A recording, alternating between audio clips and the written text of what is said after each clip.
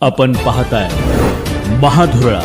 छत्रपती शिवाजी महाराज आणि संभाजी महाराज यांच्याबद्दल बदनामीकारक वक्तव्य करणाऱ्या आणि इतिहास संशोधक इंद्रजीत सावंत यांना जीवे मारण्याची धमकी देणाऱ्या प्रशांत कोरटकर याच्या प्रतिमेचं होळीच्या निमित्तानं कोल्हापुरात दहन करण्यात आलेलं आहे.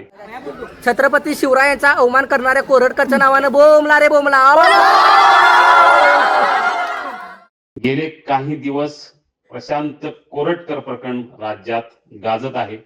सध्या न्यायालयात या संदर्भात सुनावणी सुरू आहे. या सगळ्या पार्श्वभूमीवर कोल्हापुरात होळीच्या दिवशी प्रशांत कोरटकर याच्या प्रतिमेचं दहन करून एक आगळ्या वेगळ्या प्रकारे निषेधच करण्यात आला. त्याला तातडीनं अटक करावी अशी मागणी गेले काही दिवस सुरू आहे. त्याची न्यायालयात आता 17 तारखेला सुनावणी होणार आहे. तेव्हाच कळेल की प्रशांत कोरटकर याला अटक होणार की अन्य काही.